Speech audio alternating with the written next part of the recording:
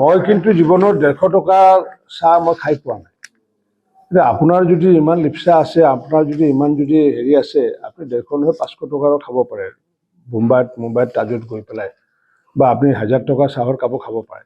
তো আমি যিহেতু অসমৰ মানুহ, আমি তেনেকুৱাকৈ 150 টকা বা 500 টকাত আমি চাহ আগে বেছি কিনি খোৱা নাই আৰু নাখাব। কাৰণ কি এয়াৰপৰ্টৰ ভিতৰত মই কিয় চাহকাপ খাম? মই এয়াৰপৰ্টটো পোৱাৰ আগে আগে আমাৰ যি সৰু সৰু যি ঠেলা লৈ পেলাই বিক্ৰী কৰে, যিবোৰ আমাৰ চাকা থকা যি ৰিক্সা টাইপৰ আছে, আমিতো তাতেই খাওঁ। গতিকে এতিয়া তেওঁলোকৰ কথা বেলেগ, তেওঁলোকে 150 টকা চাহ যদি খাইছে, মই জীৱনত 150 টকা চাহ খায়ো পোৱা নাই আৰু জীৱনত বাচি থকা পৰ্যন্ত নাখাব। কাৰণ সেইটো খোৱাটো মোৰ কাৰণে উচিত নহ'ব।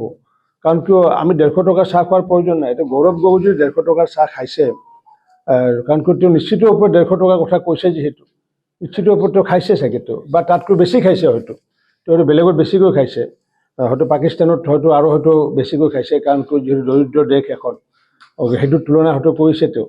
গতিকে সেইকে মই কিন্তু আজিলৈ 150 টকাৰ চাহ খোৱাও নাই।